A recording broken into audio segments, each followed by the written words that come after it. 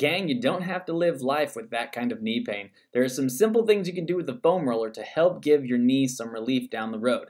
Right now, we're going to go over the quad. This is one of the main culprits for a lot of knee pain, so get aggressive with it. If your quads are really tight, you're going to feel this quite a bit.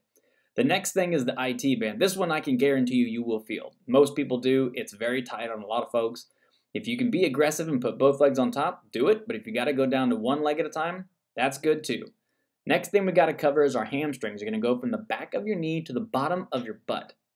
This is all going to help loosen up all these muscles surrounding our knee to give us a little bit of relief so that we can actually activate the muscles that are supposed to be working. We'll get to that here in a little bit.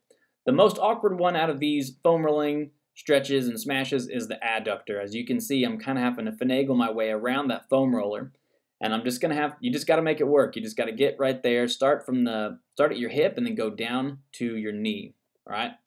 Now, the last thing we got to do is our calf. We don't want to forget about that because it can also pull on the knee in a lot of really bad ways, okay? So if you can start right there with one leg, that's great. If you can get aggressive and put both legs up there, that's really what we want. Now, if you want to take it to the next level, you can rock your leg back and forth like I just did, and you want to work your way up and down your calf. You don't need to go down to your Achilles tendon. Just stay in the meaty part of that muscle because that's where a lot of us hold our tension.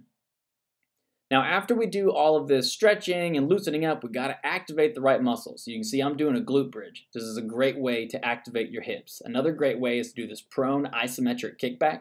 You can see I'm just raising my leg. I'm not bending my knee. I'm just focusing on using my hips to raise my leg. A lot of people do not know how to use their glutes, and that will certainly cause your knee a lot of grief down the road. Now the next thing, the final thing we need to do is to incorporate this into movements that we're going to do every day. This is regular old hip hinge. If you cannot do this, you need to make it your #1 priority in all of your training. I'm just sticking my butt back, making sure my hamstrings and my glutes are doing all the work for me.